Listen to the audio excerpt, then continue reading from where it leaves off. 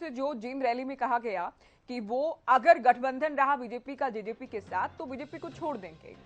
तो ऐसे में उदय भान कहते हैं कि बीरेंद्र सिंह के कांग्रेस में सीधे संपर्क हैं, कांग्रेस में आना चाहें तो संपर्क कर सकते हैं। बीरेंद्र सिंह को दोबारा क्योंकि कांग्रेस की याद आ रही है, कांग्रेस हाईकमान को ये सोचना है कि बीरेंद्र सिंह पर भरोसा किया भी जाए या फिर नहीं। पार्टी को सोचना है कि उनको वापस लेना है या नहीं। कांग्रेस में वीरेंद्र सिंह को पूरा मान सम्मान दिया गया, लेकिन किसी लालच या अपने उद्देश्य के चलते वो भारतीय जनता पार्टी में गए थे, वहां भी उनका उद्देश्य पूरा नहीं हुआ। तो वीरेंद्र सिंह की ओर से जींद रैली में जो कहा गया, उसके बाद लगातार प्रतिक्रियाओं का दौर हर एक खेमे से जारी है। अलग अलग पार्टियों के नेताओं के बयान सामने आ रहे हैं। उदय भान ने क्या कुछ कहा कि वो भी आपको सुनवाते हैं। और मैं तो ये समझता हूँ कि चौधरी वीरेंद्र सिंह जो आज कह रहे हैं, जिस समय गठबंधन हुआ था और बीजेपी की सरकार को बनाने के लिए, उस समय भी वीरेंद्र सिंह को आवाज उठानी चाहिए। अगर वो आना चाहते हैं तो वो तो बड़े नेता हैं, उनके सीधे संपर्क रहे हैं, वो वहाँ बात करेंगे। अभी इसके बारे में हम कोई अपने लेवल पर कोई टिप्पणी नहीं करना चाहते। पार्टी सोचेगी कि किस तरह से उनका पार्टी में इतना पोजीशन होते हुए भी जिस तरह से वो पार्टी छोड़ के गए, अब ये पार्टी ने सोचना है कि उनको वापस लेना है कि नहीं। कांग्रेस ने तो उनको बहुत भारी सम्मान दिया, वो शीर्ष नेतृत्व के बहुत ही ज्यादा निकट थे, नजदीक थे, हर मामले में उनका था। लेकिन एक किस बात को लेकर के, किस लालच में, किस उद्देश्य को लेकर के वो वहां पर गए, वो उद्देश्य पूर्ति उनकी वहां भी नहीं हुई। अब उनको दोबारा कांग्रेस याद आ रही है। अब ये कांग्रेस नेतृत्व में सोचना है कि उन पर भरोसा किया जाए या नहीं।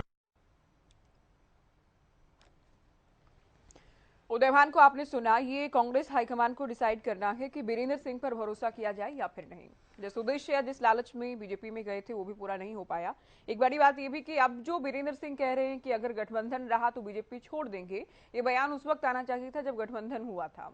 तो अब बीरेंद्र सिंह ने जो कहा, उसके बाद राजनीतिक प्रतिक्रियाओं का दौर शिखर पर है। कांग्रेस की ओर से भी प्रदेश अध्यक्ष की ओर से कह दिया गया कि वो कांग्रेस में संपर्क कर सकते हैं और पार्टी डिसाइड करेगी, पार्टी निर्णय ही लेगी, हाईकमान ही तय करेगा कि बीरेंद्र सिंह पर फिर से विश्वास किया जाए या फिर नहीं। क्योंकि कांग्रेस ने उनको पूरा मान सम्मान दिया, उसके बावजूद भी अपनी लालच के चलते, अपने किसी उद्देश्य के चलते वो बीजेपी में शामिल हुए, वहां भी उद्देश्य पूरा नहीं हो पाया।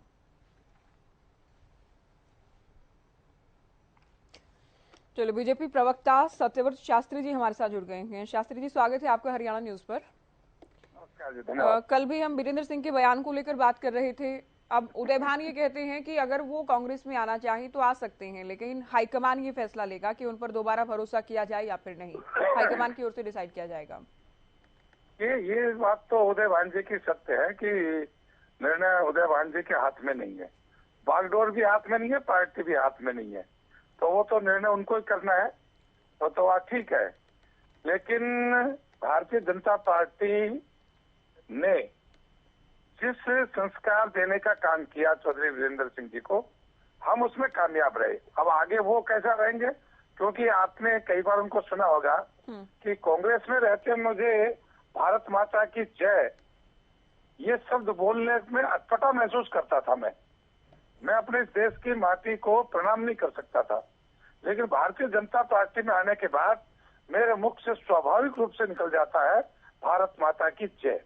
यह पार्टी का संस्कार, ये हमने दिया।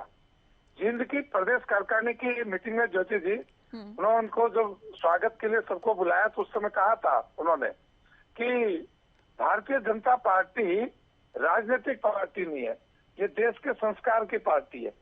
और मैं तो हमारे उस समय जो भारतीय जनता पार्टी के नेता थे प्रदेश स्तर के, उनको कहा कि मैं तो इनको ये मानता हूँ कि हमारे जैसे लोगों को इन्होंने एंट्री नहीं होने दी, नहीं तो मैं बहुत समय पहले बीजेपी में आ जाता। हाँ। बीजेपी राजनीतिक पार्टी नहीं, संस्कार की पार्टी है।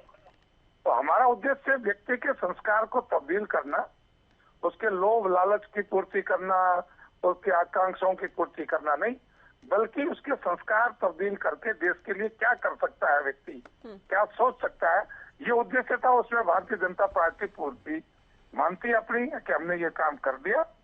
अब हमें तो अभी तक भी ऐसा नहीं है कि उनकी कोई ऐसी चीज रही हो जो एक राजनीतिक इच्छा शक्ति के कारण से वो बाकी रह गई हो।